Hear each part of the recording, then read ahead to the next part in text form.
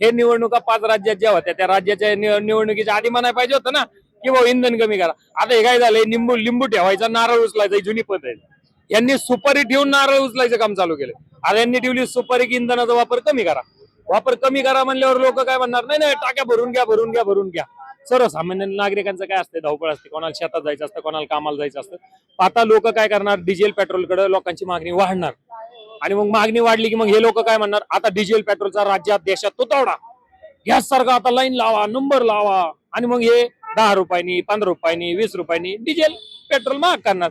मग यांनी काय केलं, सुपारी ठेवली की तुम्ही वापरू नका आणि आता नारळ घ्या ना राज्यात, 15 दिवस किंवा 20 दिवसात तुम्हाला कळेल की पेट्रोल डिझेलचे भाव 100% वाढणार आहेत. आणि सांगितलं सार्वजनिक वाहतूक व्यवस्थेचा वापर करा. खरंच योग्य आहे का सार्वजनिक वाहतूक व्यवस्था? माझा असा प्रश्न आहे की सार्वजनिक वाहतूक व्यवस्थेचा वापर करण्यासाठी सार्वजनिक वाहतूक व्यवस्था तेवढी स्वावलंबी आहे का, तेवढी कॅपेबल आहे का, तेवढी त्याची पात्रता आहे का, नाहीये. औंधवरून मी आत्ताच म्हणजे टू व्हीलर वरती न येता औंधवरून 204 क्रमांक बसने आलो पीएमपीच्या. त्या पांढरी बस आहे, इलेक्ट्रिक बस आहे, एसीची बस आहे. त्या बसचा एसी बंद होता, दोन्ही दरवाजे उघडे होते. ड्रायव्हर आणि कंडक्टर साहेबांना विचारणा केली तर म्हणे ही बसच अशी. मग सार्वजनिक आपण काय म्हणतो, सार्वजनिक वाहनांचा वापर करायचा कसा? मेट्रोने जर गेलं, मला जर भोसरीला जायचं तर मी कासारवाडीला उतरून जाणार कसा?